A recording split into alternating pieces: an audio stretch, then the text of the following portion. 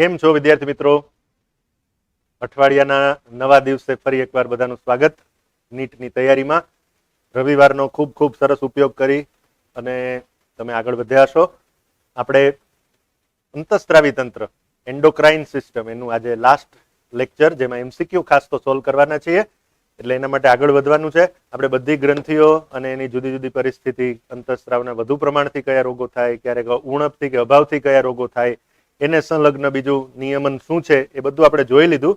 એટલે એ જે જોઈ લીધું એને 1-2 મિનિટમાં રિવાઇઝ કરી અને સીધા આપણે એમસીક્યુ પર આવવું છે. તો આપણે જે ચેપ્ટર ભણતા હતા, ધેટ ઇઝ એન્ડોક્રાઇન સિસ્ટમ, અંતઃસ્ત્રાવી તંત્ર.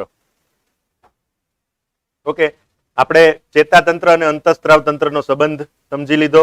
ઉત્સેચક અને અંતઃસ્ત્રાવ વચ્ચેનો શું ડિફરન્સ છે બરાબર ક્લિયર કર્યું અને એક સાબિત કર્યું. ઉત્સેચક છે પ્રક્રિયાનો વેગ વધારે છે, ઉત્સેચક છે એ જ્યાં પેદા થાય એની આસપાસ કાર્ય કરે છે, જ્યારે અંતઃસ્ત્રાવ રુધિરમાં ભળી દૂર જઈને કાર્ય કરે છે. આપણે 3 શબ્દો ભણેલા, ઓટોક્રાઇન, પેરાક્રાઇન અને એન્ડોક્રાઇન. પોતાના જ કોષનું નિયમન કરે તો એ ઓટોક્રાઇન, બાજુના કોષનું નિયમન કરે પેરાક્રાઇન, પણ દૂર જઈને નિયમન કરે એ એન્ડોક્રાઇન. એન્ડોક્રાઇન એટલે અંતઃસ્ત્રાવ. ઓકે, તો આ બધું આપણે ભણ્યા. અંતઃસ્ત્રાવી ગ્રંથિઓ, મનુષ્યનું અંતઃસ્ત્રાવી તંત્ર અને ચેતાતંત્ર અને અંતઃસ્ત્રાવી તંત્ર બંનેને જોડતી જે કડી છે, જે લિંક છે, એનું નામ છે હાઇપોથેલેમસ. એ પણ આપણે જોયું. ત્યારબાદ આગળ આપણે મનુષ્યની તમામ અંતઃસ્ત્રાવી ગ્રંથિઓ, પિટ્યુટરીના 2 ભાગ, અગ્ર અને પશ્ચ, એટલે કે એડિનો અને ન્યુરો હાઇપોફાઇસિસ, આ પણ આપણે જોયું. બધી ગ્રંથિઓ, મુખ્ય કાર્યો. પછી આપણે 4 શબ્દો બહુ જ સરસ રીતે ભણેલા, ગ્લાયકોલિસિસ, ગ્લાયકોજીનેસિસ, ગ્લાયકોજીનોલાઇસિસ અને ગ્લુકોનિયોજીનેસિસ. આ 4 શબ્દો આઈ હોપ કે તમને બરાબર આવડી ગયા હશે. આ શબ્દો આપણે સમજી લીધા હતા. ન યાદ હોય તો આગલું લેક્ચર ફરીથી યુટ્યુબ પર જોઈ શકશો. હોર્મોન સિસ્ટમ, હવે હાઇપોથેલેમસ અને પિટ્યુટરીને જોડતી HH એક્સિસ, HH ધરી. હાઇપોથેલેમસમાંથી રિલીઝિંગ અંતઃસ્ત્રાવો બને, પિટ્યુટરીમાં આવે. પિટ્યુટરી સ્ટિમ્યુલેટિંગ અંતઃસ્ત્રાવો બનાવી અને આખા શરીરની બધી ગ્રંથિઓને સક્રિય કરે. આ પણ આપણે જોઈ લીધું. પિટ્યુટરીને માસ્ટર ગ્લેન્ડ કહેવાય છે, તો હાઇપોથેલેમસને આપણે હેડ માસ્ટર ગ્લેન્ડ કહી શકીએ, એ પણ આપણે જોયું હતું. પિટ્યુટરીના જે બધા અગ્ર પિટ્યુટરીના અંતઃસ્ત્રાવો છે, એના માટે આપણે શોર્ટ ફોર્મ યાદ રાખેલું, GPMT-AG, GH, prolactin, MSH, TSH, ACTH અને GTH. ફર્સ્ટ પિટ્યુટરીમાં ઓક્સિટોસિન અને વેસોપ્રેસિન. ઓક્સિટોસિન એ પ્રસવની ક્રિયામાં કાર્ય કરે છે. વેસોપ્રેસિનનું બીજું નામ એન્ટી ડાયુરેટિક હોર્મોન, જે મૂત્રની સાંદ્રતા વધારવાનું, એટલે કે શરીર અને પોતાનું પાણી પાછું વાળવાનું કાર્ય કરે છે, એટલે એને એન્ટી ડાયુરેટિક હોર્મોન પણ કહે છે. આવું આપણે જોઈ લીધું. પિનિયલ ગ્રંથિ તો મેલેટોનિન અને એ સર્કાડિયન રિધમ, એટલે કે બોડી ક્લોક મેન્ટેનન્સ ઉપરાંત ચયાપચય, માસિક ચક્ર, રંકણ, પ્રતિચાર, આ બધું કાર્ય પણ મેલેટોનિન, પિનિયલ કરે છે. એ જ રીતે થાઇમસ ગ્રંથિ આપણે જોયું. થાઇમસમાં આપણે સમજ્યા કે શરીરની ડેથ થિયરીઝની આપણે વાત કરી હતી. થાઇમસ 60 વર્ષ પછી ઓટોમેટિક સંકોચાવા માંડે ત્યાં સુધી થાઇમસ ગ્રંથિ છે. ટી કોષોના નિર્માણમાં વાતાવરણ પૂરું પાડે. થાઇમોસિન અંતઃસ્ત્રાવ પ્રતિકારક તંત્ર આપે. એ જ રીતે પેનક્રિયાસ છે, સ્વાદુપિંડ, એ અંતઃસ્ત્રાવી અને બહિસ્ત્રાવી ગ્રંથિ. અંતઃસ્ત્રાવી ગ્રંથિ તરીકે ઇન્સ્યુલિન અને ગ્લુકાગોન બનાવે. Insulin beta cell, glucagon alpha cell, Langerhans કોષપુંજોમાંથી બને છે. આ રીતે બહિસ્ત્રાવી ગ્રંથિ તરીકે તો આપણને ખબર જ છે, સ્વાદુપિંડ છે, સ્વાદુ રસ બનાવે છે. પછી એમાં જુદા જુદા અંતઃસ્ત્રાવો. ઓકે, તો એ આપણને ખ્યાલ છે. ગ્લાયકોજીનેસિસ અને ગ્લાયકોજીનોલાઇસિસ શબ્દ અહીંયા પણ આવે છે. એ જ રીતે સુપ્રારિનલ અથવા એડ્રિનલ ગ્રંથિ, એનું બાહ્યક અને મજ્જક. પાછા બાહ્યકના 3 વિસ્તાર, GFR, ઝોના ગ્લોમેરુલોઝા, ઝોના ફેસિક્યુલેટા અને ઝોના રેટિક્યુલારિસ. તો એ પણ આપણે સમજી લીધું. અને એડ્રિનલના જે બહારના વિસ્તારમાંથી, જે એડ્રિનલ બાહ્યકમાંથી જે અંતઃસ્ત્રાવો બને છે, એમાં સેક્સ કોર્ટિકોઇડ, મિનરલો કોર્ટિકોઇડ, ગ્લુકોકોર્ટિકોઇડ, આ બધા નામ આપણે આપ્યા હતા. અને અંદરથી જે બને છે એપિનેફ્રિન અને નોર એપિનેફ્રિન, અથવા એડ્રિનાલિન અને નોર એડ્રિનાલિન, એ લડોયા ભાગો પરિસ્થિતિ. અને આ તરફ જે મિનરલો કોર્ટિકોઇડ છે, એ સોડિયમ પોટેશિયમનું પ્રમાણ રુધિરમાં જાળવે છે. ગ્લુકોકોર્ટિકોઇડ, કોર્ટિસોલ છે, એ અપવાસ વખતે ગ્લુકોનિયોજીનેસિસ, એટલે કે ચરબી અને પ્રોટીનમાંથી ગ્લુકોઝનું નિર્માણ પ્રેરે છે. અને ગોનેડોકોર્ટિકોઇડ અથવા સેક્સ કોર્ટિકોઇડ, કે જે આપણને આપણા જાતીય અંતઃસ્ત્રાવો નિર્માણ, એન્ડ્રોજનનું પણ કાર્ય કરે છે. એડ્રિનલનું પણ આ એક વધારાનું કાર્ય છે. એ જ રીતે ગોનેડ્સ એટલે કે જનન પિંડો, તો એમાં અંડપિંડમાંથી એસ્ટ્રોજન, પ્રોજેસ્ટ્રોન, એના કાર્યો પાકા આવડે છે. પ્રજનન તંત્રમાં પણ ભણ્યા છીએ. એ જ રીતે શુક્રપિંડ, તો એમાંથી ટેસ્ટોસ્ટેરોન, એનું કાર્ય પણ આપણને આવડે છે. આ બધું જોયા પછી સ્વાદુપિંડ વિશે વાત કરી. બિન અંતઃસ્ત્રાવી ગ્રંથિઓ હૃદયમાંથી બ્લડ પ્રેશર લોવર કરતું એટ્રિનલ નેટ્રીયુરેટિક ફેક્ટર અથવા એટ્રિયલ નેટ્રીયુરેટિક ફેક્ટર એએનએફ, જક્સ્ટાગ્લોમેરુલર કોષો જે કિડનીના છે એમાંથી ઇરિથ્રોપોએટિન, એ જ રીતે પાચન તંત્રમાંથી તો આવડે જ છે, કારણ કે પાચન તંત્રમાં આપણે જે ગેસ્ટ્રિન, સિક્રિટીન, કોલિસિસ્ટોકાઇનિન અને એન્ટ્રોગેસ્ટ્રોન, એ જ રીતે એક વધારાનો પેનક્રિયોઝાઇમિન પણ છે. આ બધા પાચક અંતઃસ્ત્રાવો છે જે પાચકની ક્રિયાનું નિયમન કરે છે, તો એ પણ આપણે જોયું. પછી કેમિકલી જે હોર્મોન્સ છે એનું વર્ગીકરણ આપણે જોયું હતું, સ્ટીરોઇડ, એમાઇન, પેપ્ટાઇડ, અને ચોથું પણ છે સ્ટીરોઇડ પણ છે, અમાઇન્સ એટલે કે બાયોજેનિક એમાઇન્સ પણ છે, પેપ્ટાઇડ્સ પણ છે, અને કેટલાક એના સિવાયના પણ છે. હમણાં આવે છે કેસ્કેડ મિકેનિઝમ પ્રમાણે જે કાર્ય કરે છે એ પેપ્ટાઇડ અંતઃસ્ત્રાવ, અને સીધા કોષરસ પટલ અને કોષકેન્દ્ર પટલ ને ભેદી અને સીધા ડીએનએ પર જઈને લાંબા ગાળાની અસર પ્રેરે એ સ્ટીરોઇડ અંતઃસ્ત્રાવ. તો આ પ્રોટીન અંતઃસ્ત્રાવ, અને આ આપણે રવિ અને રાહુલનું ઉદાહરણ લીધું હતું, અને આ સ્ટીરોઇડ અંતઃસ્ત્રાવ સીધા ડીએનએ પર લાંબા ગાળાની અસર કરે. આટલું આપણે ભણી અંતઃસ્ત્રાવી ગ્રંથિનું નિયમન, ઇન્સ્યુલિન, ગ્લુકાગોન, અને થોડા એમસીક્યુ સોલ્વ કરેલા. હવે આજે આપણે આગળ ડિટેલમાં એમસીક્યુ તરફ આગળ વધવું છે. જો ડાયાબિટીસના દર્દીઓની સાથે ભારતને વર્લ્ડનું ડાયાબિટીસ કેપિટલ કહેવામાં આવે છે, તો જ્યારે શરીરમાં ઇન્સ્યુલિનની ઉણપ હોય અથવા ઇન્સ્યુલિનનો ઉપયોગ ન કરતું હોય ત્યારે ડાયાબિટીસ થાય છે, આપણને ખબર છે. તો ઇન્સ્યુલિનનું કાર્ય શું છે? પ્રશ્ન તો મૂળભૂત આ જ છે, ઉપરનો ફકરો તો સામાન્ય જ્ઞાન છે. તો ઇન્સ્યુલિન પ્રોટીનના ચયાપચયનું નિયમન કરે છે, તો એનો જવાબ શું આપશું? ઇન્સ્યુલિન પ્રોટીનના ચયાપચયનું નિયમન કરે છે, તો એનો જવાબ છે ના. ઇન્સ્યુલિન શર્કરાના પ્રમાણનું નિયમન કરે છે, કારણ કે ઇન્સ્યુલિન છે શું કરે છે? ગ્લુકોઝમાંથી ગ્લાયકોજન બનાવે છે, એટલે શર્કરાના પ્રમાણનું નિયમન કરે છે. તો હા, કટોકટી સમયના પ્રતિચારનું નિયમન તો કોણ કરે? એડ્રિનાલિન. એટલે જવાબ છે બી. તમને આવડે છે દોસ્તો? ઓકે. એલએચ અને એફએસએચ ને સામૂહિક રીતે શું કહે છે? લ્યુટિનાઇઝિંગ હોર્મોન અને ફોલિકલ સ્ટિમ્યુલેટિંગ હોર્મોન. પણ એને સામૂહિક રીતે શું કહે છે? તો એને સામૂહિક રીતે જીટીએચ કહે છે. આપણને ખબર છે એડીનો હાઇપોફાઇસિસ અગ્ર પિટ્યુટરીમાંથી બને છે, એટલે ગોનેડોટ્રોપિક હોર્મોન જીટીએચ કહે છે. પણ અહીંયા તો જવાબમાં જીટીએચ સીધું નથી લખેલું, પણ ગોનેડોટ્રોપિન્સ લખેલું છે, એટલે જવાબ ગોનેડોટ્રોપિન્સ આવે. અચ્છા, endocrinology it's the branch of biology related with endocrine system. એના ફાધર કોણ છે? એન્ડોક્રાઇનોલોજી એટલે કે અંતઃસ્ત્રાવ વિદ્યા. એના પિતાનું જે બિરુદ જેને મળેલું છે એ નામ પણ તમે જાણીતું જ છે, કારણ કે તમે થોમસ આલ્વા એડિસન ભણ્યા છો, એ જુદો, અને અહીંયા નામ છે થોમસ એડિસન. એ પણ બંને અલગ વૈજ્ઞાનિક છે, પણ જવાબ આવશે થોમસ એડિસન. આઇનફોનવાને તો ઇલેક્ટ્રોકાર્ડિયોગ્રામની શોધ કરી હતી. વીટેકરે તો 5 કિંગડમ ક્લાસિફિકેશન એટલે કે પંચસૃષ્ટિ વર્ગીકરણ આપ્યું. અને લુઈસ પાસ્ચરના તો કેટલા બધા કાર્ય છે. પછી વેક્સિન એણે બનાવી, સજીવમાંથી જ સજીવ પેદા થાય છે, આ થિયરી સાબિત કરી. લુઈસ પાસ્ચરે તો ફર્મેન્ટેશન વિદ્યા, પાસ્ચ્યુરાઇઝેશન, અલગ અલગ ખૂબ કાર્યો પાસ્ચરના તો છે. સસ્તનની થાઇમસ ગ્રંથિ શાની સાથે સંકળાયેલી છે? દોસ્તો ફરીથી એકવાર કહું છું, થેલેમસ, થાઇમસ અને થાઇરોઇડ, આ બંનેમાં કન્ફ્યુઝન ન થવું. બ્રેઇનમાં થેલેમસ, ગળામાં થાઇરોઇડ, અને હૃદયની ઉપર થાઇમસ. થાઇમસ છે એ ટી કોષનું નિર્માણ પ્રેરે છે, એટલે કે એ રોગ પ્રતિકારકતાનું કાર્ય કરે છે. દેહની વૃદ્ધિ તો જીએચ ગ્રોથ હોર્મોન, અથવા એનું બીજું નામ એસટીએચ. ઓકે. અચ્છા, આપાત સમયે કયો અંતઃસ્ત્રાવ સ્ત્રાવ પામે છે? અચ્છા, આપાત સમય એટલે કે લડો યા ભાગો, એટલે કે ફાઇટ ઓર ફ્લાઇટ. તો ફાઇટ ઓર ફ્લાઇટ સમયે કયો અંતઃસ્ત્રાવ? તો એનો જવાબ આમાંથી એ, બી, સી કે ડી? કોને આવડે છે? બહુ ઈઝી છે, how easy question. Yes, Jitendra Tak સાચો જવાબ આપે છે. બધા હવે જવાબ આપવા માંડ્યા છે. જવાબ એડ્રિનાલિન છે, પણ એની બદલે એપિનેફ્રિન લખેલું હોય તો પણ સાચો જવાબ. એડ્રિનાલિન અથવા એપિનેફ્રિન લખેલું હોય તો પણ એ જવાબ સાચો ગણવો. અંતઃસ્ત્રાવ એ શું છે? આવો પ્રશ્ન છે દોસ્તો. તો હવે એ જવાબ જુઓ. ઉત્સેચક છે, રાસાયણિક સંકેતક છે, પ્રાથમિક સંકેતક છે, કે 2 અને 3 બંને છે? હવે આમાં જવાબ તમને શું લાગે છે? જવાબ કેટલાક, ચાલો 1 ને તો ખોટો પાડી દઈએ, બરાબર. હવે આ 3 માંથી શું જવાબ લાગે છે? 2, 3 કે 4? 2, 3 કે 4? ચાલો જવાબ આપશો. હજી આગલા પ્રશ્નનો જવાબ આવે છે. નેક્સ્ટ ક્વેશ્ચનનો જવાબ આપવા માટે રેડી થઈ જાઓ. કોઈ કહે છે 2, કોઈ કહે છે 4. મિક્સ જવાબ મળે છે. તો જો રાસાયણિક સંકેતક તો છે, પ્રાથમિક સંકેતક છે કે નહીં? તો હવે સ્ટીરોઇડ અને પ્રોટીન અંતઃસ્ત્રાવો વિચારો તમે, એમાંથી પેપ્ટાઇડ એટલે કે પ્રોટીન અંતઃસ્ત્રાવો વિચારો, તો એ અંતઃસ્ત્રાવ પોતે જ પ્રાથમિક સંકેતક છે. એ ગ્રાહી અણુ સાથે જોડાઈને પછી cascade mechanism step by step પ્રક્રિયા દ્વારા કામ કરે છે. એટલે અંતઃસ્ત્રાવ માંથી જો તમે પ્રોટીન અંતઃસ્ત્રાવ ગણો તો એ પ્રાથમિક સંકેતક પણ છે. એટલે જવાબમાં તમારે 2 અને 3 બંને ગણવા પડે. ઓકે, 2 અને 3 જ ગણી લેવાના, કારણ કે આ જવાબ પણ સાચો લાગે છે, પણ આ વધુ સાચો લાગે છે. એટલે જવાબ number 4.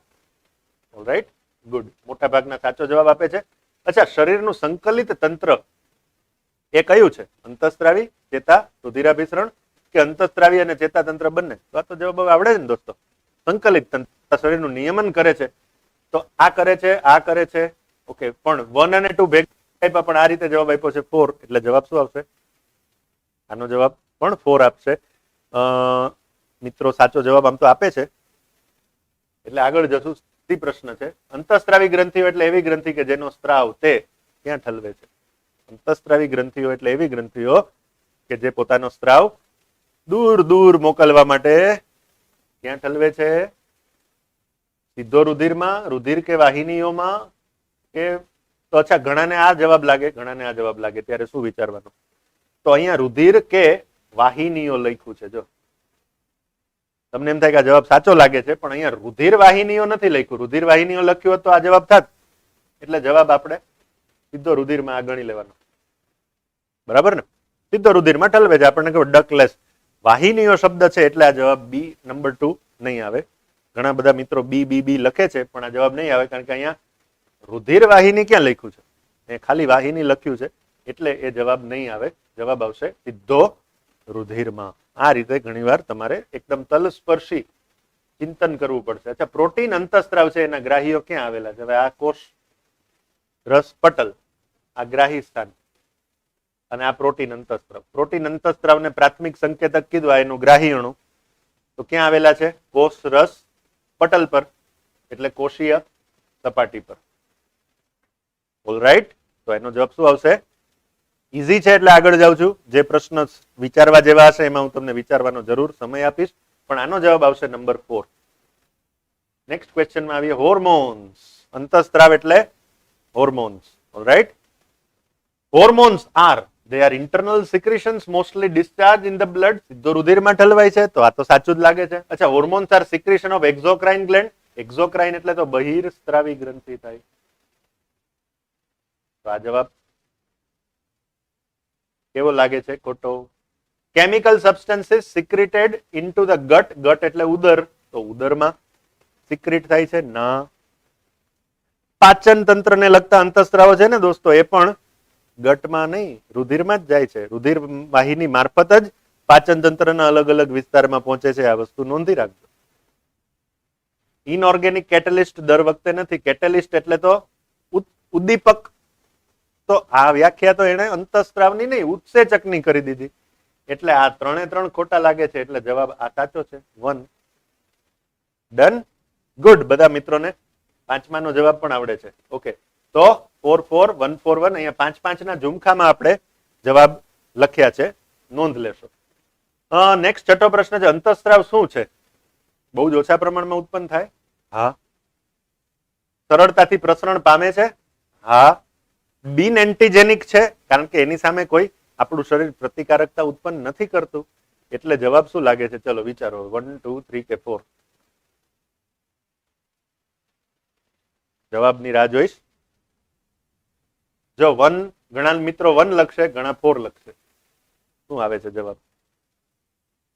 Yes, D D D અથવા 4. ગુડ. તો જવાબ ડી એટલે 4 જ છે. બધા જ ગુણધર્મો અંતઃસ્ત્રાવને તો ચોક્કસથી લાગુ પડે છે. ઓકે, આગળ જઈએ. 7મો પ્રશ્ન. If receptor molecule is removed from the target organ, એટલે કે અંગ પરથી ગ્રાહી અણુ દૂર કરી નાખો. રિસેપ્ટર એટલે ગ્રાહી. ગ્રાહી અણુ દૂર કરો તો ટાર્ગેટ ઓર્ગનનું શું થશે, એટલે કે અંગનું શું થશે? ગ્રાહી અણુ દૂર કરી નાખો તો અંતઃસ્રાવ છે અંદર સંદેશો પાઠવી નહીં શકે, આપણને આ ખબર છે. હવે જુઓ, continue to respond but require higher concentration of hormone. અંતઃસ્રાવનું વધુ પ્રમાણ હોય તો જ પ્રતિક્રિયા આપશે. બીજું, continue to respond but in opposite way, વિરુદ્ધ અસર કરશે ના, વિરુદ્ધ અસર તો નહીં કરે. તમારે સિગ્નલ, હવે એન્ટેના કાઢી નાખો, ડીશ એન્ટેના, તો શું થાય? ઉપરથી વેવ્સ તો આવે જ છે, પણ ડીશ એન્ટેના વગર એ વેવ્સ પકડે એવું કોઈ નથી, એટલે ઘરમાં ટીવીનું પ્રસારણ નહીં થાય. પણ અહીંયા તેમ કે છે કે વિરુદ્ધ કામ થશે, તો એવું કંઈ થતું નથી. કન્ટિન્યુ રિસ્પોન્ડ વિધાઉટ એની ડિફરન્સ, બધું કાર્ય ચાલુ રહે. ના, તમે ડીશ એન્ટેના કાઢી નાખો તો પછી ઘરે ટીવી ક્યાંથી દેખાય? બધું કાર્ય એમને એમ ચાલુ તો ન રહે. અચ્છા, નોટ રિસ્પોન્ડ ટુ હોર્મોન. હવે 1 અને 4 માંથી વિચારવાનું છે. અહીંયા એમ કે છે કે પ્રતિક્રિયા આપશે પણ ઓછી આપશે, અને અહીંયા એમ કે છે પ્રતિક્રિયા બિલકુલ નહીં આપે. હવે અહીંયા જો શું લખ્યું, પાર્શિયલી રિમૂવ્ડ છે કે રિમૂવ્ડ છે, એટલે કે આંશિક રીતે દૂર કર્યા છે ગ્રાહી અણુઓ કે પૂરેપૂરા દૂર કર્યા છે? બોલો તો જવાબ શું કે છે? રિમૂવ્ડ, પૂરેપૂરા દૂર કર્યા છે. તો જવાબમાં પણ શું આવશે? પૂરેપૂરું. એની સામે પ્રતિચાર બંધ થઈ જશે. ઓકે, એટલે જવાબ નંબર 4 છે. કેટલાક મિત્રો 1 આપે છે, પણ વધારે યોગ્ય જવાબ તો 4 થશે. અચ્છા, પિટ્યુટરી ગ્રંથિ, નેક્સ્ટ એમસીક્યુ માં જઈએ છીએ. પિટ્યુટરી ગ્રંથિ એ ખાલી જગ્યા સ્ત્રાવી પ્રક્રિયાને નિયંત્રિત કરતી નથી. પિટ્યુટરી થાઇરોઇડને નિયંત્રિત કરે છે. પિટ્યુટરી ને કારણ કે એસીટીએચ બનાવે છે, યાદ છે ને? અચ્છા, પિટ્યુટરી ટેસ્ટિસને નિયંત્રિત કરે છે, કારણ કે પિટ્યુટરીમાંથી જ એફએસએચ અને એલએચ બને છે અને ટેસ્ટિસમાં જઈને કાર્ય કરે છે. પણ પિટ્યુટરી છે એ એડ્રિનલ મજ્જક કે જ્યાંથી એડ્રિનાલિન બને છે એને નિયંત્રિત કરે નહીં. એટલે શું જવાબ લાગે છે આનો? મેં તો સમજાવી દીધું, એટલે જવાબ બધાને આવડી ગયો હે ને? તો આન્સર ઇઝ નંબર 3. નીચેનામાંથી સ્પર્મેટોજેનેસિસ ને કોણ નિયંત્રિત કરે છે? સ્પર્મેટોજેનેસિસ, શુક્રકોષ જનન. શુક્રકોષ જનનને કોણ નિયંત્રિત કરે છે? તો આ તો નથી જ કરતું, આ તો એડીએચ છે, તો મૂત્રને સાંદ્ર બનાવે છે. હવે જવાબ એફએસએચ અને એલએચ માંથી આવશે. ચલો, 1 અને 3 માંથી કોણ જવાબ આપે છે?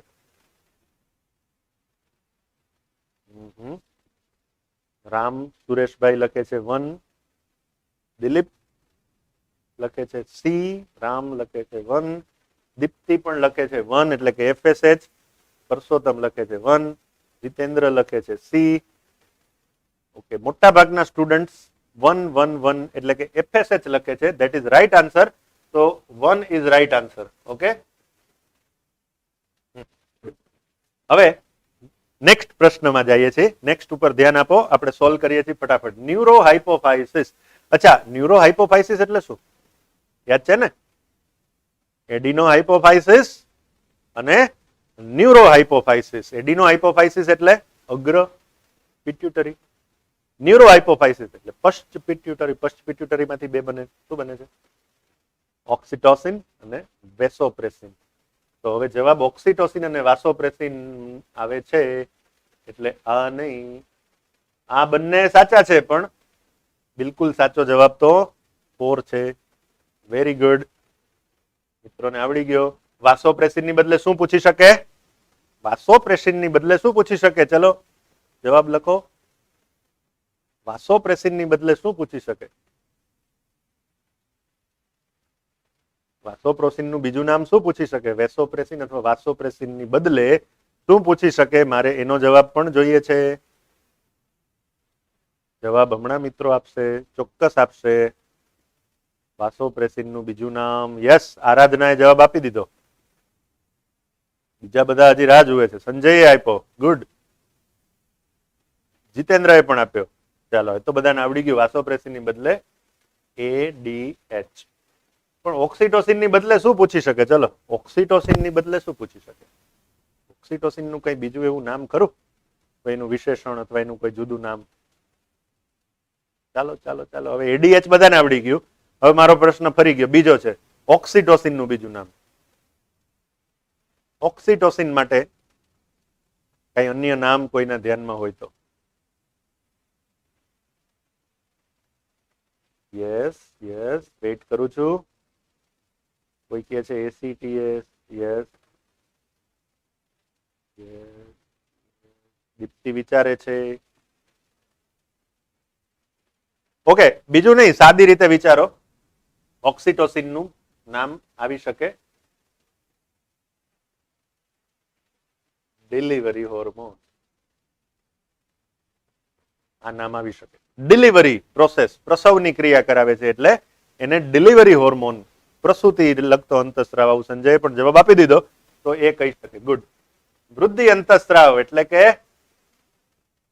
જીએચ અથવા એસટીએચ. તો આ તો હવે પાકું આવડે છે. ચલો 11 માંનો જવાબ. 11 માંનો જવાબ આપશો જીએચ અથવા એસટીએચ. Yes yes yes.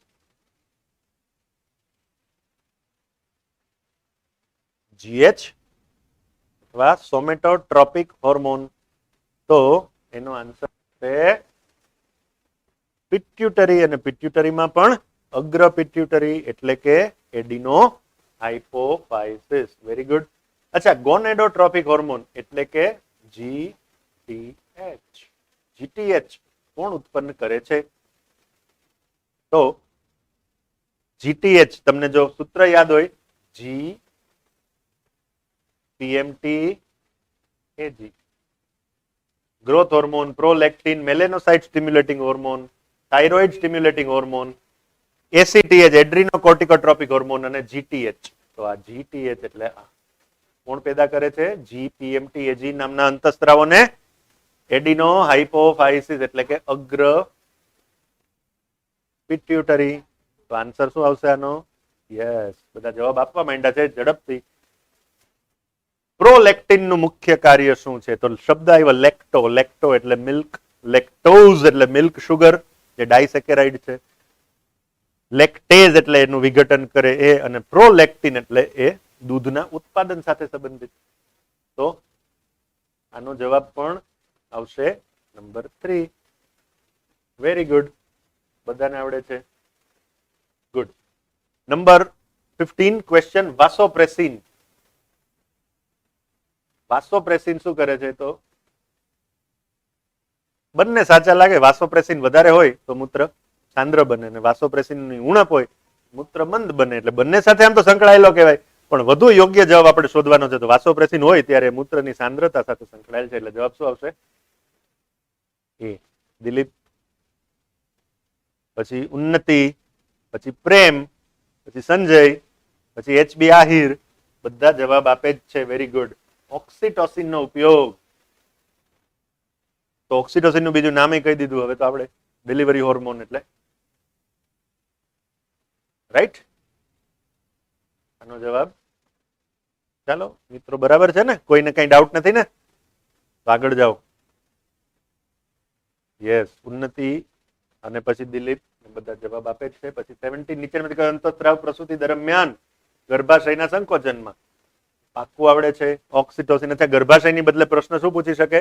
માયોમેટ્રિયમ. વધારે ચોક્કસ ટેકનિકલ શબ્દ. તો એન્ડોમેટ્રિયમ, માયોમેટ્રિયમ અને પેરીમેટ્રિયમ 3 ગર્ભાશયના સ્તરો છે. એમાંથી વચ્ચેનું જે સ્તર છે માયોમેટ્રિયમ. માયો એટલે સ્નાયુ, માયોલોજી એટલે સ્નાયુનો અભ્યાસ, એનું સાર્કોલોજી પણ કહી શકાય. માયો અને સાર્કો બંને શબ્દ આવે એટલે તમારે સ્નાયુ એમ સમજવાનું. તો માયોમેટ્રિયમ શબ્દ આવે તો પણ જવાબ આ જ આવે, માયોમેટ્રિયમ. દોસ્તો, અહીંયા એક વધારાની વાત કહી દઉં કે રિલેક્સિન નામનો અંતસ્ત્રાવ પણ પ્રસૂતિ વખતે કાર્ય કરે છે. ઓક્સિટોસિન અને સાથે બીજો રિલેક્સિન, આ બંને અંતસ્ત્રાવો ડિલિવરી પ્રોસેસને એઇડ કરે છે. ઓકે, નેક્સ્ટ ક્વેશ્ચનમાં આવીએ છીએ. તો ખાલી જગ્યા દ્વારા એફએસએચ ઉત્પન્ન થાય છે.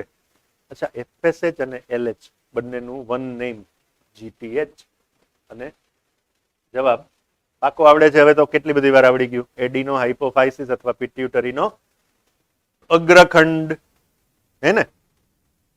ઓકે, તો આગળ જશું અને નેક્સ્ટ ક્વેશ્ચન માં જઈએ. 19મો.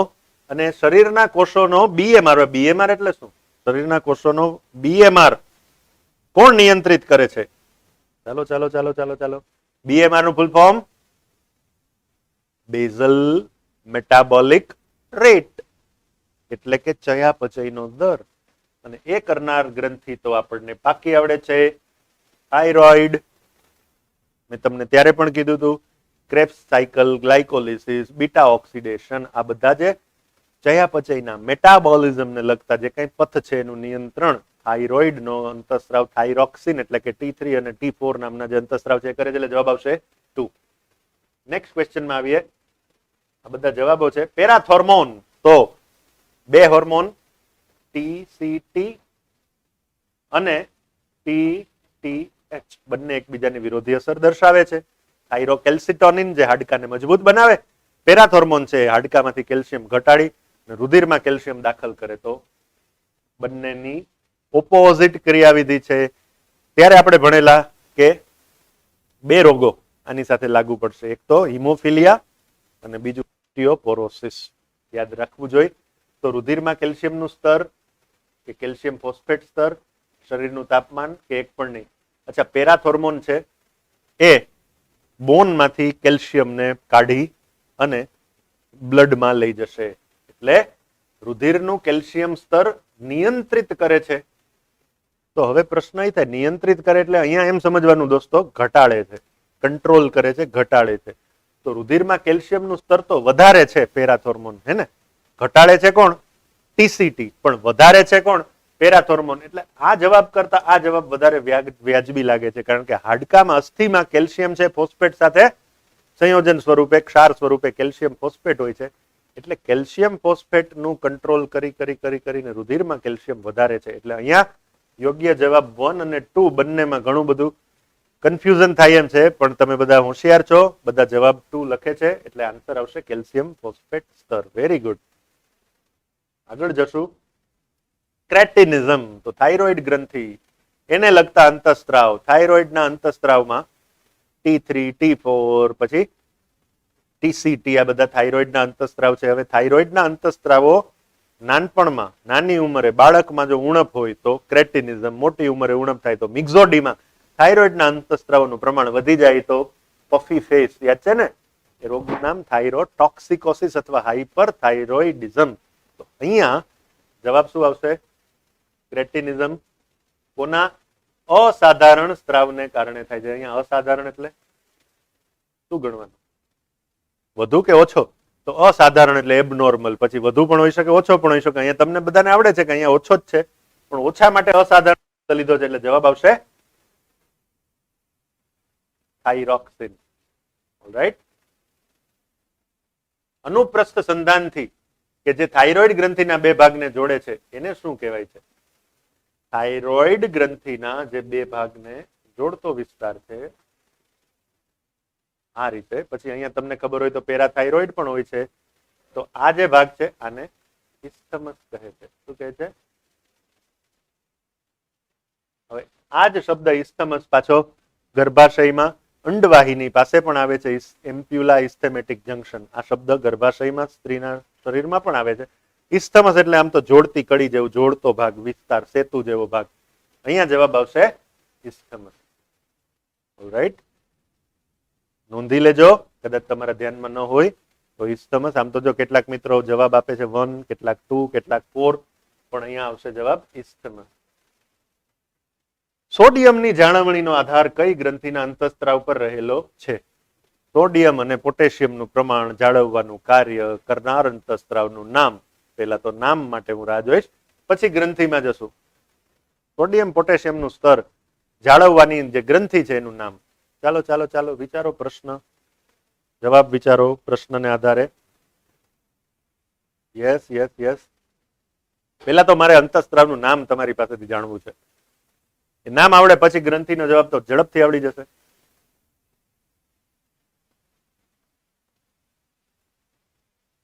ચાલો ચાલો ચાલો.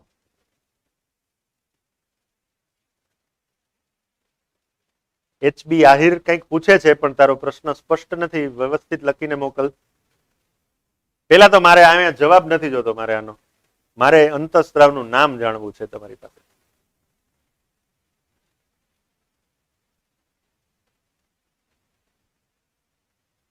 ચાલો ચાલો ચાલો, અંતઃસ્ત્રાવનું નામ કોઈ લખીને કોમેન્ટ બોક્સમાં જવાબ લખો. સોડિયમ પોટેશિયમના પ્રમાણની જાળવણી. ચાલો તમને ક્લુ આપું, હવે બધાને જવાબ આવડતો નથી એટલે મારે તમને હિન્ટ આપવી પડશે.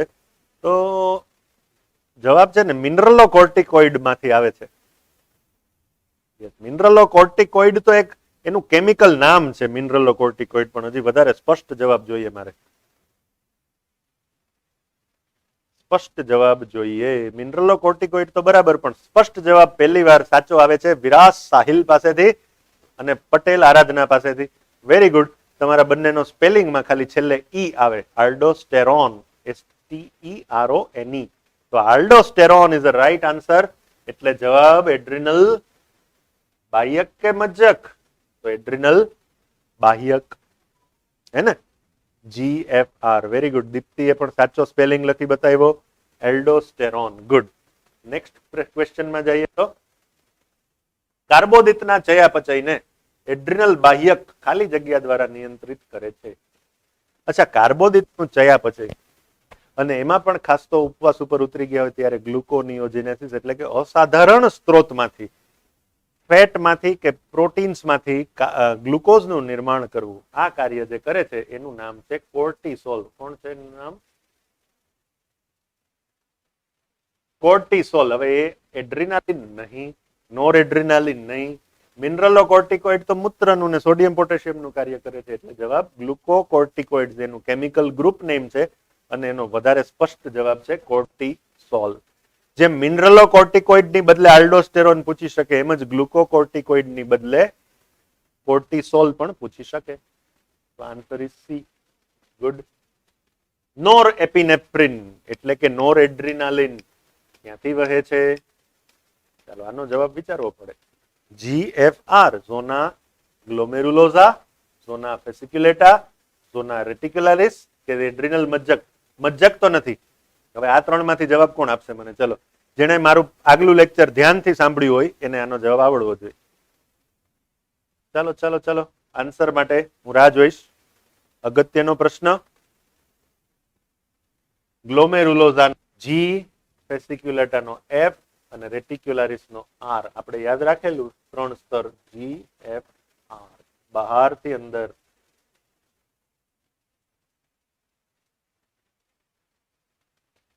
યસ. ચાલો, આમાં જવાબ બધા લખે છે BBBBB, ઝોના ફેસિક્યુલેટા. બધા BBB લખે છે, મને સંતોષ નથી. BBB. કોઈ લખે છે C, કોઈ લખે છે B, કોઈ લખે છે C, કોઈ લખે છે B.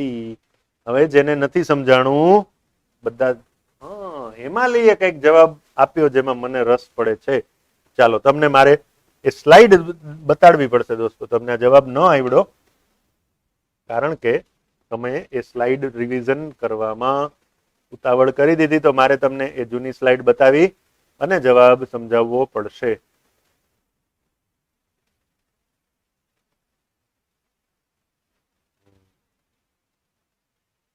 આ સ્લાઇડ આવી ગઈ. ધ્યાન આપશો દોસ્તો. એડ્રિનલ બાહ્યક, એમાં મિનરલો કોર્ટિકોઇડ સૌથી બહારથી, ગ્લુકોકોર્ટિકોઇડ વચ્ચેથી અને સેક્સ કોર્ટિકોઇડ વચ્ચે અને અંદરથી. આવું આપણે સમજેલા. ફરીથી, મિનરલો કોર્ટિકોઇડ બહારથી, બહારના સ્તરનું નામ તો તમને આવડવું જોઈએ, આવડે ને?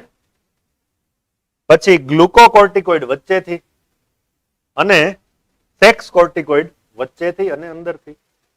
તો ચલો, મેં તમને હવે એ પોઈન્ટ પર લાવી દીધો તમને, એટલે હવે એ જવાબ તમને આવડે એવી આશા રાખીશ અને પાછો ફટાફટ એ સ્લાઇડમાં આવી જઈશું. મસ્ત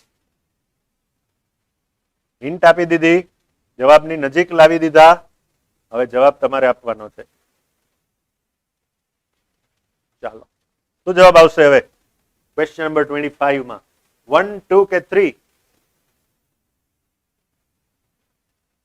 હજી ઉન્નતિ લખે છે 3. હજી સાઝિયા લખે છે B. પણ જીતેન્દ્ર આવી ગયો જવાબ પર, જવાબ લખે છે A. હજી પાર્થ કંઈક ઊંધું લખે છે, પ્રેમ લખે છે એ. જવાબ આવશે એ એટલે કે 1 this one. Answer is this. Zona glomerulosa. 25 માં નંબર 1 કરેક્શન કરવાનું. 25 માં 1. Okay good. 26 ક્ષારનું સંતુલન. ક્ષાર એટલે પાછું સોડિયમ પોટેશિયમ. ક્ષાર એટલે સોડિયમ પોટેશિયમ એટલે કોણ આવશે? ચાલો 26 માંનો આન્સર ક્ષારનું સંતુલન. ક્ષારનો મેં હિન્ટ આપી દીધી સોડિયમ પોટેશિયમ. જવાબ શું આવશે? યસ યસ યસ ક્ષાર. અગ્રસ્ત પિટ્યુટરી, સ્વાદુપિંડ, થાઇરોઇડ કે એડ્રિનલ? ક્ષાર એટલે કે સોડિયમ પોટેશિયમ બેલેન્સ એટલે કે અલ્ડોસ્ટેરોન એટલે કે મિનરલો કોર્ટિકોઇડ. હવે જવાબ આપી દો. મિનરલો કોર્ટિકોઇડ આવું મેં કહી દીધું. ચાલો. Now, anyone wants to answer this question? Okay, if you cannot answer, I'll tell you the answer. It is 3 adrenal. સૌથી વધુ આયોડિનનું પ્રમાણ ક્યાં જોવા મળે? પાકું આવડે છે. થાઇરોઇડ. કયો અંતઃસ્ત્રાવ પ્રતિકૂળ સમયમાં એટલે કે ફાઇટ ઓર ફ્લાઇટ એટલે કે લડો યા ભાગો? ચાલો ચાલો ચાલો. 28 માંનો જવાબ પાક્કો આવડશે. ઈઝી છે. હજુ સી લખે છે જે બધા આગલા ક્વેશ્ચન નો જવાબ આપે છે. હવે આનો જવાબ આવે છે. દિલીપ થી શરૂ થયો જવાબ. જીતેન્દ્રએ આપ્યો. આહિરભાઈ ખોટો લખે છે. જીતેન્દ્ર સાચો લખે છે. જીતેન્દ્ર સાચો લખે છે. વિરાસ પણ સાચો લખે છે. એડ્રિનલ ગ્રંથિ અને અંતઃસ્ત્રાવનું નામ અંતઃસ્ત્રાવનું નામ એડ્રિનાલિન અને નોર એડ્રિનાલિન. તો બધાએ જવાબ આપી દીધો. નેક્સ્ટ ક્વેશ્ચન નંબર 29 માં જાય તાપમાન. તો તાપમાન કઈ ગ્રંથિ દ્વારા નિયંત્રણમાં રાખવામાં આવે છે? હવે શરીરની અંદર હોમિયોસ્ટેસિસ તો પિનિયલ જાળવે છે. આપણા શરીરમાં હોમિયોસ્ટેસિસ એટલે કે ઇન્ટરનલ સ્ટેડી સ્ટેટ તો પિનિયલ મેલેટોનિન જાળવે છે. પણ અહીંયા પિનિયલ તો છે જ નહીં જવાબમાં. એડ્રિનલ, થાઇરોઇડ, સ્વાદુપિંડ અને પિટ્યુટરી. તો ચલો 29 માં શું જવાબ લખશો? 29 માં શું જવાબ લખશો એની હું રાહ જોઈશ. Question number 29. એમાં કોઈ લખે છે 2, કોઈ લખે છે 1, મોટા ભાગના 2, કોઈ લખે છે D D D D D B B B B B. તો શરીરનું તાપમાન નિયંત્રણમાં વધારે સ્પષ્ટ જવાબ તો મેલેટોનિન આવે, કારણ કે internal steady state, body clock આ બધું જાળવે છે. પણ મેલેટોનિન સિવાય કઈ ગ્રંથિ તાપમાનના નિયંત્રણનું કાર્ય કરે છે? તો મિક્સ આન્સર આવે છે 1, 2, 3 અને 4. તો આપણે જુઓ તમને સમજાવું.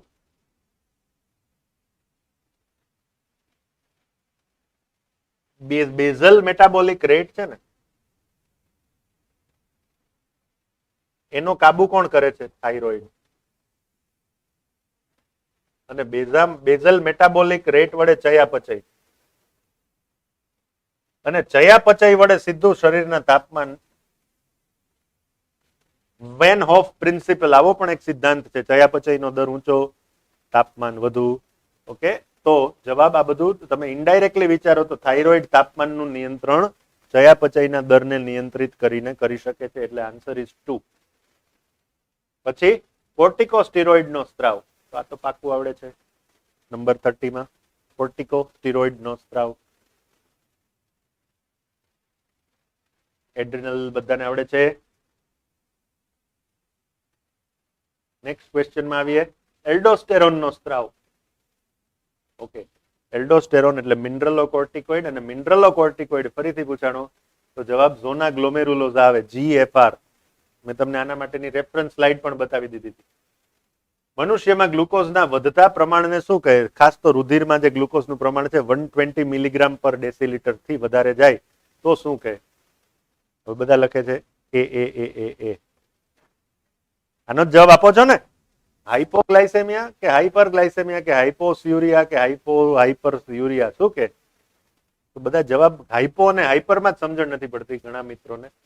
હાઇપો એટલે ઓછું, હાઈપર એટલે વધુ, હાઈપો એટલે વધુ નહીં, હાઈપો એટલે ઓછું, હાઈપર એટલે વધુ. હવે જવાબ આપો. ચાલો 32 નો જવાબ હવે આપો. હવે આવડો જવાબ 2. ઘણા મિત્રો ઉતાવળમાં હાઈપો હાઈપોમાં એને વધુ માની લીધું. હાઈપો એટલે ઓછું. અહીંયા જવાબ આવશે હાઇપરગ્લાયસેમિયા એટલે કે ડાયાબિટીસ મેલાઇટસ, ડાયાબિટીસ મેલિટસ અથવા ડાયાબિટીસ મેલાઇટસ. પછી પેરાથોર્મોન સ્ત્રાવ પામે છે, આવો પ્રશ્ન આવ્યો રુધિરમાં.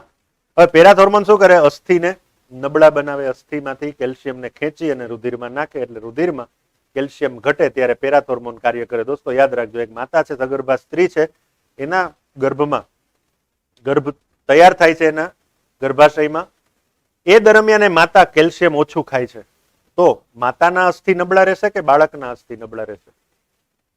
માતા છે પોતાના અસ્થિ બરાબર છે, સગર્ભાવસ્થામાં બાળક તૈયાર થાય છે ત્યારે કાસ્થિમાંથી અસ્થિકરણ થઈને અસ્થિ બને છે. આ માતાએ કેલ્શિયમ ઓછું ખાધું, કેલ્શિયમની ઉણપ માતાને સર્જાઈ, તો બાળકના અસ્થિ કેવા બનશે?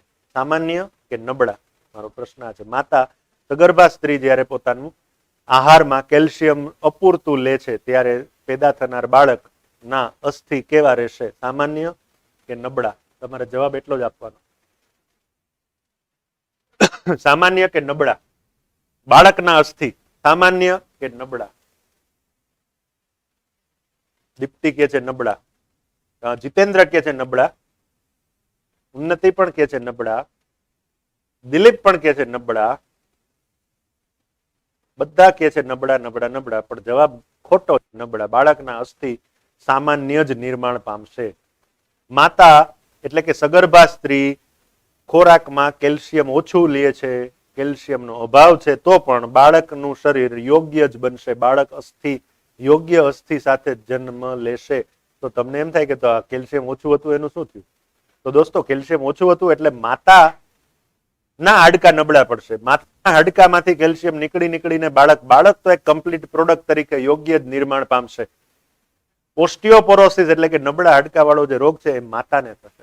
યાદ રાખજો, બાળક એક પ્રોડક્ટ છે એ યોગ્ય જ નિર્માણ પામે. એ જ રીતે પ્રેગ્નન્સી દરમિયાન, એ જ રીતે યાદ રાખજો સગર્ભાવસ્થા દરમિયાન માતા છે એ આયરન, એફી, લોહ તત્વ ઓછું ખાય છે તો બાળકના હિમોગ્લોબિન પર શું અસર થશે? હવે એનો જવાબ આપો. એટલે અહીંયા આગલો જે હું પ્રશ્ન પૂછતો હતો એનો જવાબ બાળકના અસ્થિ સામાન્ય જ બનશે, પણ માતાના અસ્થિમાંથી કેલ્શિયમ નીકળીને બાળકને તૈયાર કરશે. માતાને કેલ્શિયમની ઉણપ સર્જાશે. રાઈટ. હવે ખોરાકમાં લોહ તત્વ ઓછું લે છે તો બાળકના હિમોગ્લોબિન ઉપર શું અસર થશે? સામાન્ય કે નીચું?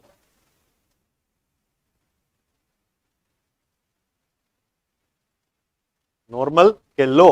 તમારે જવાબ આપવાનો, નોર્મલ કે લો? માતા છે સગર્ભાવસ્થા દરમિયાન આયરન એટલે કે લોહ તત્વની ટેબ્લેટ અથવા તો બીટ, ગાજર કે શાકભાજી, વેજીટેબલ્સમાં લોહ તત્વ નથી મેળવતી તો બાળકના હિમોગ્લોબિન ઉપર શું અસર થશે? સામાન્ય કે લો? નોર્મલ કે લો? હવે બધાને આમ તો હિન્ટ છે, જવાબ આવશે સામાન્ય. Yes, good. કારણ કે બાળકનું હિમોગ્લોબિન તો સામાન્ય જ બનશે, પણ હિમોગ્લોબિન છે વધારાનું આયરન છે એ માતાના રક્તકણોમાં હિમોગ્લોબિનમાંથી ખેંચાઈને બાળકને મળશે. એટલે જે ભોગ આપે છે એ માતા છે, બાળક તો એક પ્રોડક્ટ તરીકે યોગ્ય જ બને છે. આટલું યાદ રાખજો. ફરીથી આ પ્રશ્નમાં આવી જાય તો પેરાથોર્મોન જ્યારે રુધિરમાં કેલ્શિયમનું પ્રમાણ ઘટે ત્યારે પેરાથોર્મોન સ્ત્રાવ પામે છે.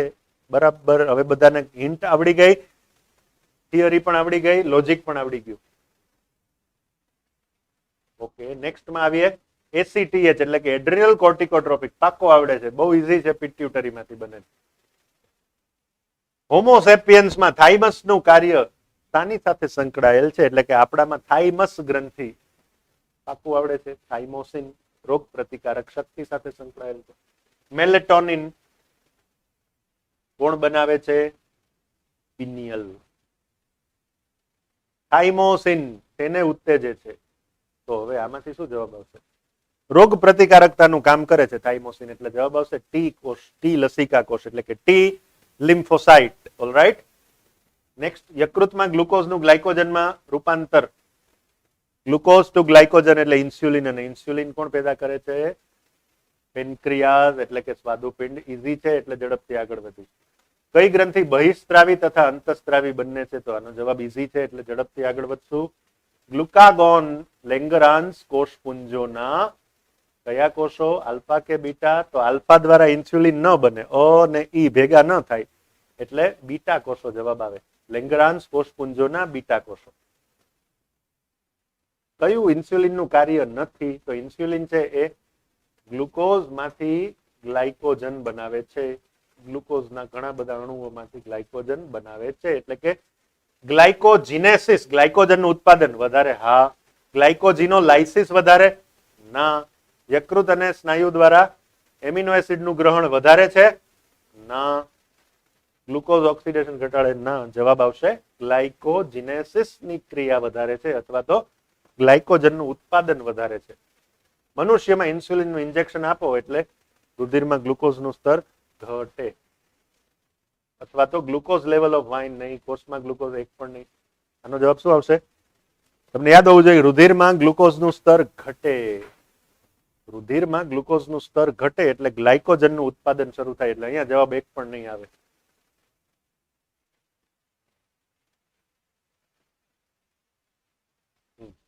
કયો અંતસ્ત્રાવ એન્ટી ઇન્સ્યુલિન છે? તો આવડે છે, ગ્લુકાગોન. ઇન્સ્યુલિન થી ઓપોઝિટ ઇફેક્ટ ગ્લુકાગોન. ઓલ્ડ એજમાં ઇમ્યુન સિસ્ટમ નબળી છે કારણ કે થાઇમસ નું ઇન્વોલ્યુશન થાય છે. ડેથ થિયરીની વાત કરી હતી દોસ્તો તમને. ઓકે, ઇન્સ્યુલિન બીટા સેલ્સ માંથી ઉત્પન્ન થાય છે. આરડીએનએ ટેકનોલોજી દ્વારા બનાવ્યું છે. ઇન્સ્યુલિન ડાયાબિટીસ સાથે સંકળાયેલ છે. એસ્ટ્રોજન સાવ ઈઝી, અંડપિંડ. એન્ડ્રોજન એટલે કે નર જાતિ અંતસ્ત્રાવ, તો એ પણ સાવ ઈઝી. પ્રોજેસ્ટેરોન, તો progesterone corpus luteum, corpus luteum માંથી બને છે. ઇરિથ્રોપોએટિન રક્તકણનું નિર્માણનું દર નિયંત્રિત કરે છે, એને કંટ્રોલ કરે છે. ઇરિથ્રોપોએટિન એટલે જે પ્રક્રિયાને કંટ્રોલ કરે છે એ પ્રક્રિયાનું નામ ઇરિથ્રોપોએસિસ, અને જે કંટ્રોલ થાય છે કંટ્રોલ કરે છે એનું નામ ઇરિથ્રોપોએટિન. કયો અંતસ્ત્રાવ જઠરના આંતરમાર્ગીય સ્ત્રાવ પામતો નથી? જઠર દ્વારા સ્ત્રાવ પામતો નથી. ગેસ્ટ્રિન, સિક્રિટિન, કોલેસિસ્ટોકાઇનિન કે ઇરિથ્રોપોએટિન? તો હવે આ 1, 2 ને 3 તો ત્રણ જઠર સાથે પકડાયેલા છે એટલે અહીંયા જવાબ આવશે ઇરિથ્રોપોએટિન 51 માં. ધમનીની દિવાલના હૃદ સ્નાયુ પેપ્ટાઇડ અંતસ્ત્રાવનો સ્ત્રાવ કરે છે, રુધિર દબાણ ઘટાડે છે. ઓકે, બ્લડ પ્રેશર ઘટાડે એનું નામ ANF. આવડે ને? એટ્રિયલ નેટ્રીયુરેટિક હોર્મોન અથવા ફેક્ટર, ANF પૂરું નામ તો આવડે જ છે મારા દોસ્તોને, છતાં પણ એટ્રિયલ નેટ્રીયુરેટિક ફેક્ટર, ANF. રાઈટ. ઓકે, સિક્રિટિન અને પેનક્રિયોઝાઇમિન બંને સાથે મળીને સ્વાદુ રસનું નિર્માણ પ્રેરે છે. આપણને પાચન તંત્રમાં ખબર છે. સ્વાદુ પિંડની ક્રિયાશીલતાને ઉત્તેજે. કોણ કોણ? સિક્રિટિન તથા